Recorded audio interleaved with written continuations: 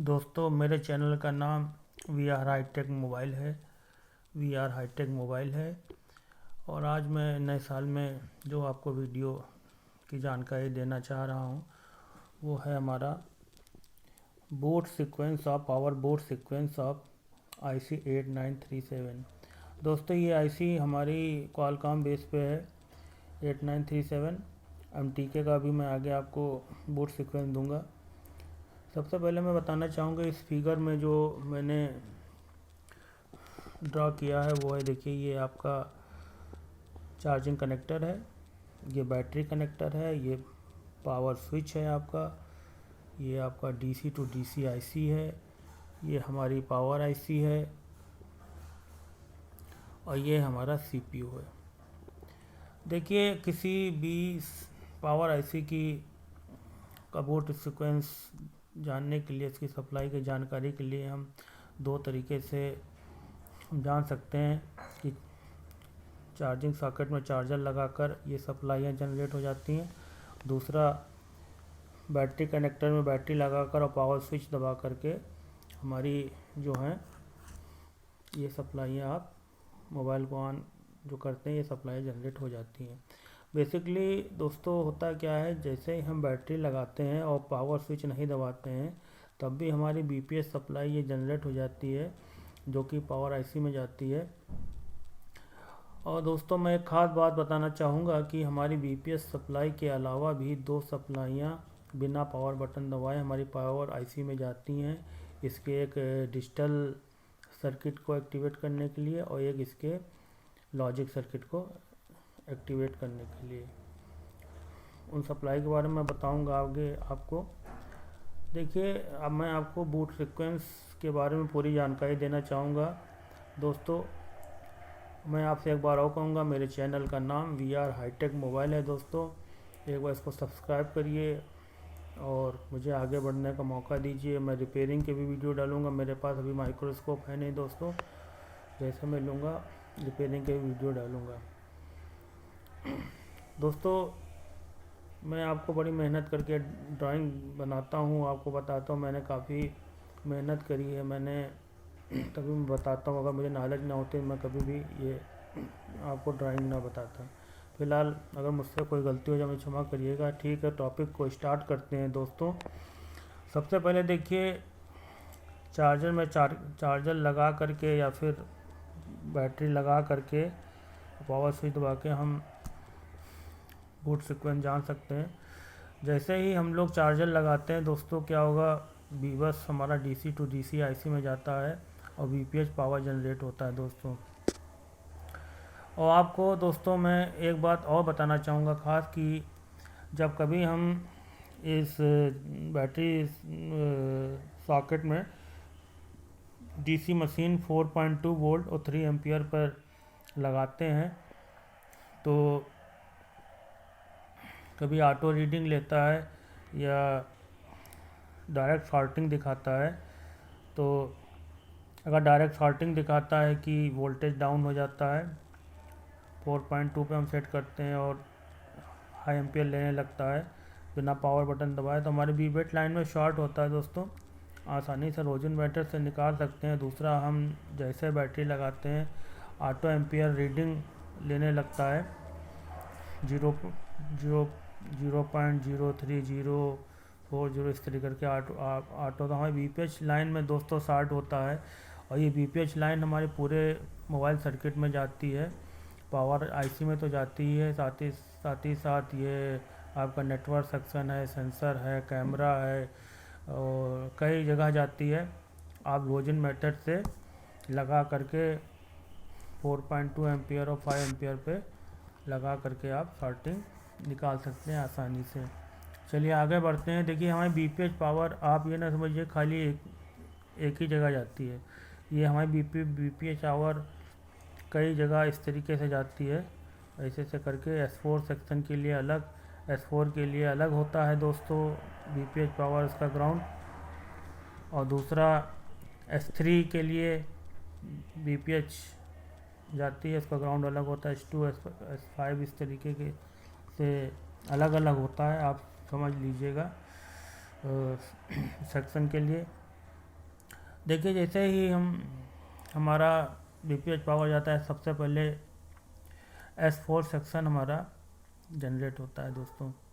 S4 का मतलब higher LDO section 2.0 volt होता है दोस्तों।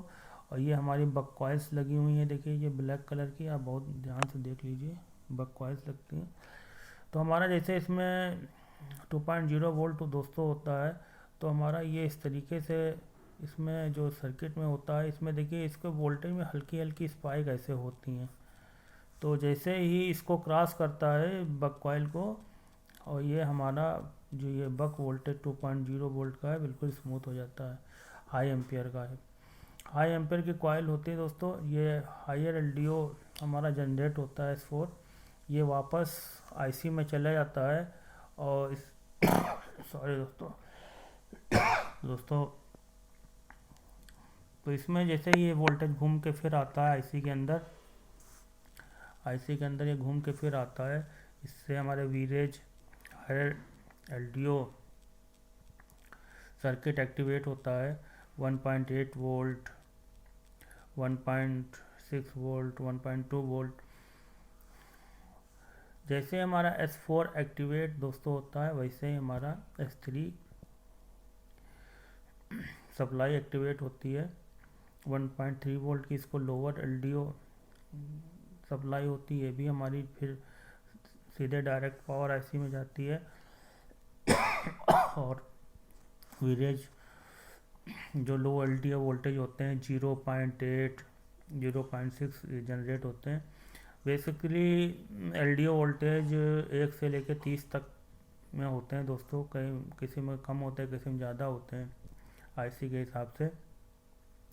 और आपको एक ख़ास बात बताना चाहूँगा कि आप सबसे पहले हमारी ये एलडीओ हायर एलडीओ फिर लो एलडीओ सप्लाई जनरेट होती है पावर आईसी में। और जैसे हमारी पावर आईसी होती है दोस्तों, तो ये कॉइल जैसे लगी होती हैं इस तरीके से, ये देखिए दोस्तों ये कॉइल लगी हैं, ये पावर आईसी है। तो हायर एलडीओ और लोअर एलडीओ को पहचानने का आपको हम बहुत सही तरीका बताते हैं। हायर एलडीओ और आईसी का ऐसे बिल्कुल क्रॉस डायगोनल इस तरीके से लगे होते हैं, ये हायर एलडीओ, ये लोअर एलडीओ होता है दोस्तों। चलिए आगे बढ़ते हैं दोस्तों फिर हमारी L3 एलडीओ सप्लाई जनरेट होती है दोस्तों। बक सप्लाई और एलडीओ सप्लाई में अंतर ये होता है, बक सप्लाई में हमारी बक कॉइल्स लगी होती हैं, और एलडीओ सप्लाई में फिल्टर कैपेसिटर सब पे देखिए लगे होते हैं, ये देखिए जितनी भी सप्लाई है।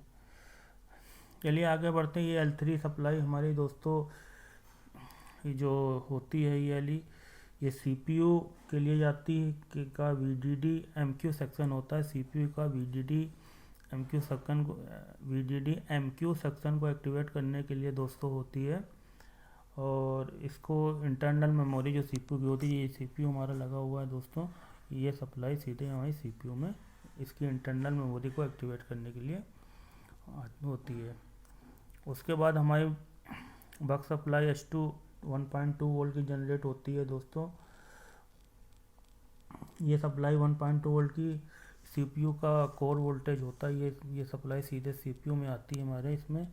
इसके कोर में अंदर जितने कोर होते हैं उनके लिए सप्लाई होती है। देखिए बेसिकली दोस्तों कोर के बारे में बताना चाहता हूँ कि कोर भी समझिए प्रोसेसर का एक छोटा रूप है। जितने ज़्यादा सीपीयू में कोर होते हैं उतने ही हमारा प्रोसेसर तेज़ चलता है, उसकी प्रोसेसिंग उतनी तेज़ होती है दोस्तों। S2 के बाद दोस्तों फिर S5 हमारा बक वोल्टेज जनरेट होता है 1.2 वोल्ट का, ये भी सीपीयू में जाता है दोस्तों, सीपीयू के अंदर जाता है हमारा। और ये इसका APC section application processor section जो होता है उसको एक्टिवेट करने के लिए होता है।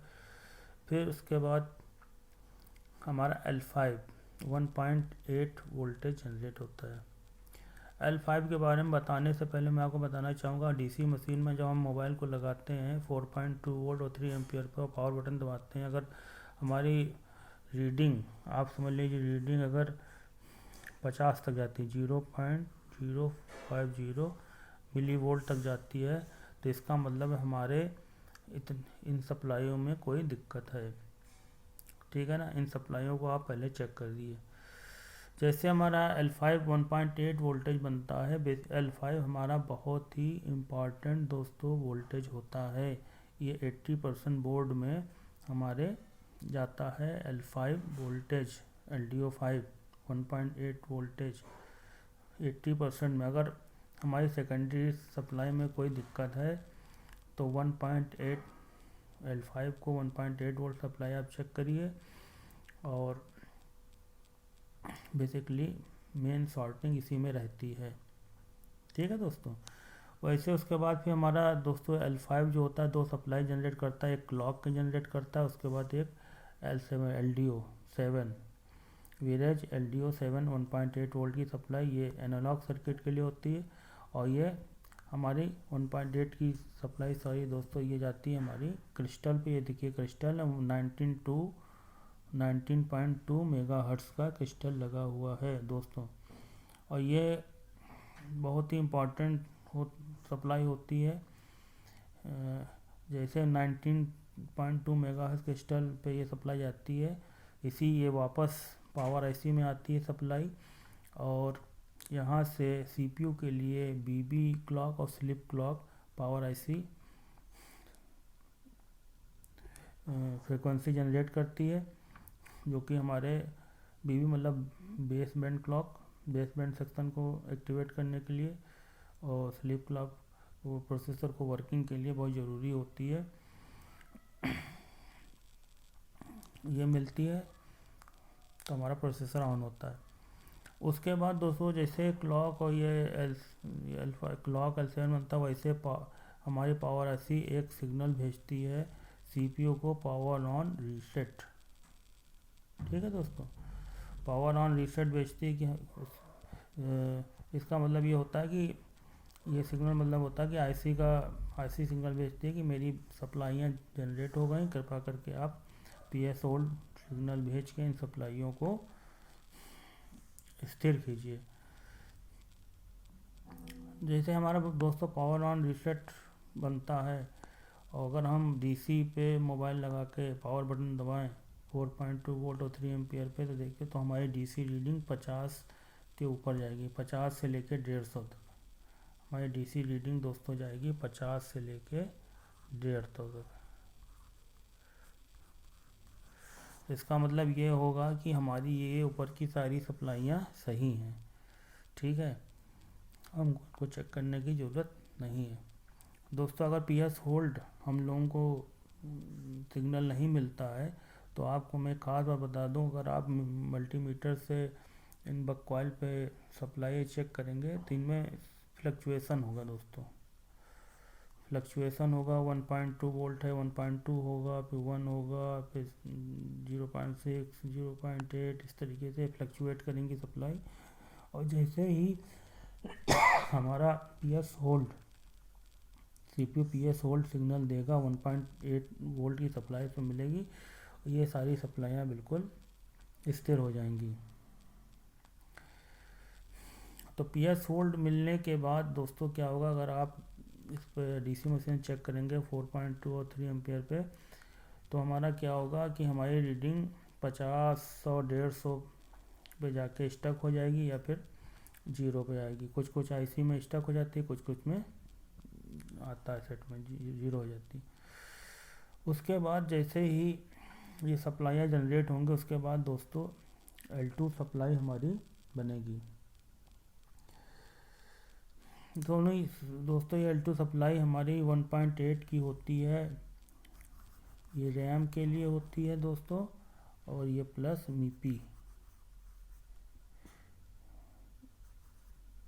सेक्शन जो होता है हमारा मीपी सेक्शन दोस्तों, इसमें मीपी जो ग्राफिक प्रोसेसर होता है उसके लिए, और रैम eMMC में जो रैम सेक्शन होता है उसको एक्टिवेट VCC वोल्टेज जो होता है।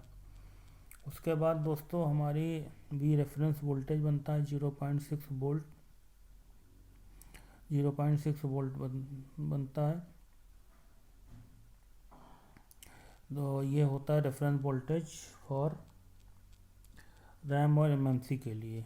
ये रैम और एमएमसी के लिए बहुत ज़रूरी वोल्टेज होता है। फिर L13 बनता है, LDO13 3.0 वोल्ट दोस्तों। ये बेसिकली यूएसबी सेक्शन, प्रोसेसर हमारा जो सीपीयू में होता है उसमें जो यूएसबी सेक्शन होता है उसको एक्टिवेट करने के लिए होता है। दोस्तों देखिए, जैसे कि आपको PS होल्ड मिल रहा है दोस्तों, और उसके बाद भी हमारा फ़ोन ऑन नहीं हो रहा है, और फ़ोन को हम कंप्यूटर में कनेक्ट करते हैं, ऑटो पोर्ट बना रहा है। ठीक है, तो ऑटो पोर्ट अगर बना रहा है प्रोसेसर का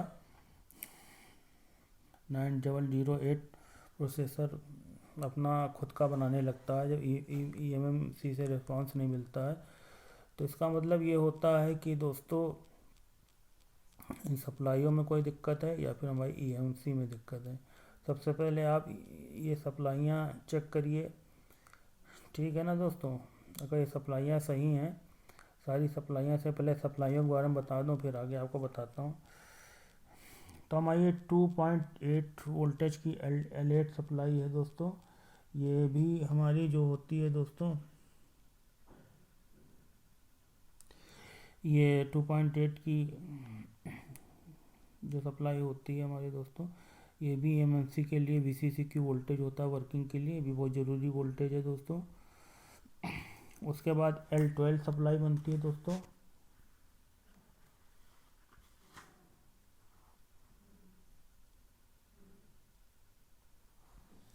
ये दोस्तों L12 सप्लाई बनती है हमारी।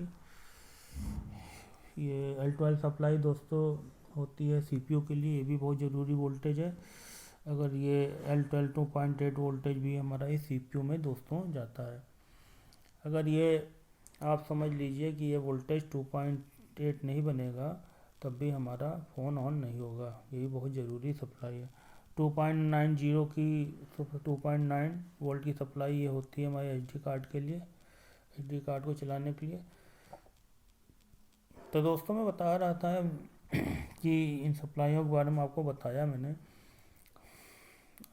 अगर हमारा फ़ोन जो है 50 से 150 पे स्टक हो रहा है, ठीक है ना, और हमारी सप्लाई समझ लीजिए कि ये फ़ोन हमारा ऑटो पोर्ट बना रहा है और ऑन नहीं हो रहा है, तो सबसे पहले इन सप्लाइयों को चेक करिए। ये 3.0 वोल्ट की सप्लाई यूएसबी सेक्शन के लिए होती है। अगर ये सप्लाई मिसिंग होगी तब एरर बताएगा, फ़ोन को कंप्यूटर से कनेक्ट करेंगे तो आप एरर बताएगा, ठीक है ना, पोर्ट नहीं दिखाएगा, एरर बताएगा। तो अगर हमारी ये सब सप्लाइयाँ दोस्तों बन रही हैं तब भी फ़ोन ऑन नहीं हो रहा है, कंप्यूटर से लगा रहे हैं, ऑटो पोर्ट बन रहा है, तो इसका मतलब ये है कि रैम eMMC और CPU के बीच में कम्युनिकेशन नहीं हो पा रहा है। हमको eMMC जो है हमको प्रोग्राम करने की ज़रूरत है, या फिर ये हो सकता है कि ऑटो पोर्ट ना बन के EDL सप्लाई बन नहीं, EDL पोर्ट बन रहा है दोस्तों, ठीक है ना। तो इसका सीधा मतलब है कि आप फ़ोन को फ्लैश कर दीजिए, फ़ोन ऑन हो जाएगा। इतनी सारी सप्लाई बनने के बाद दोस्तों क्या होता है, अगर फ़ोन हमारा ऑन होना चाहिए, ऑन हो करके हैंग लोगो दिखाना चाहिए, लोगो पे हैंग होना चाहिए दोस्तों। अगर लोगो पे हैंग हो रहा है तो eMMC का फॉल्ट है दोनों। eMMC को प्रोग्राम करिए, UEFI बॉक्स में लगा के चेक करिए, और लगाएंगे फ़ोन सही हो जाएगा दोस्तों, ठीक है दोस्तों। तो दोस्तों मैं आपको एक चीज़ मोबाइल खास बात बताऊंगा। एक फार्मूला होता है PC red, PC red P ये किसी मोबाइल को, किसी भी डिवाइस को चेक करने के लिए फार्मूला टेक्नीशियन इस्तेमाल पर सबसे पहले पावर को चेक करते हैं दोस्तों। C मतलब क्लॉक सिग्नल चेक करिए, क्लॉक अगर आ रहा है तो रीसेट सिग्नल चेक करिए, रीसेट अगर आ रहा है तो इनेबल सिग्नल, और D मतलब डाटा। पावर अगर आपकी सही है तो क्लॉक चेक करिए, क्लॉक सही है तो रीसेट सिग्नल चेक करिए, रीसेट सही है तो इनेबल, ईमेल से डाटा, इससे फ़ोन आपका बिल्कुल सही हो जाएगा। तो एक बार दोस्तों मैं आपको फिर से बताता हूँ कि फ़ोन जैसे कि हमारा पावर बटन दबाते हैं बैटरी लगा के, या फिर क्या कहते हैं चार्जर लगाते हैं, तो वहाँ VPH पावर बनता है, उससे हमारा ये वोल्टेज जनरेट होते हैं S4। अगर हम सीधे L5 पे चेक कर लें, अगर 1.8 वोल्ट बन रहा है तो इसका मतलब है कि ऊपर के वोल्टेज हमारे ठीक हैं। ठीक है, उसके बाद क्लॉक चेक करिए, ये टेस्ट पॉइंट पर power on reset PS hold check करिए। इसके बाद फिर हमारी रीडिंग 500 से 50 से लेके 150 तक जाएगी, स्टक होगी, या फिर उसके बाद आप पोर्ट चेक करिए। अगर पोर्ट आपका बना रहा, ऑटो पोर्ट चेक कर रहा है, बना रहा है, तो ये सारी सप्लाई चेक करिए। अगर सारी सप्लाई सही है आपकी तो फिर EMC आप देखिए। अगर एरर बता रहा है तो 3.0 वोल्ट की आप चेक करिए। और ये अगर ये सप्लाई सब सही है तो EMC चेक करिए। अगर ये सप्लाई कोई भी गड़बड़ है तो फिर आप पावर IC को रिप्लेस करिए। ठीक है ना। अगर पावर ऑन रीसेट बन रहा है, PS होल्ड नहीं बन रहा है, तो 1.8 की सप्लाई और हमारा CPU को चेक करिए कि ड्राई होल्ड है क्या है। ठीक है ना। तो दोस्तों मैंने समझाने की बहुत कोशिश करी है। Boot sequence of power IC 8937 Qualcomm base, और मेरे चैनल का नाम है VR हाईटेक मोबाइल। दोस्तों मेरे चैनल का दोस्तों नाम है VR हाईटेक मोबाइल। दोस्तों आपसे आशा करता हूँ कुछ ना कुछ आपको समझ में आया होगा। अगर समझ में आया है तो मेरे चैनल को लाइक और सब्सक्राइब करिए, और इसी तरीके से मैं नए नए वीडियो डालता रहूँगा। Thank you very much. जय हिंद, जय भारत दोस्तों। Thank you very much.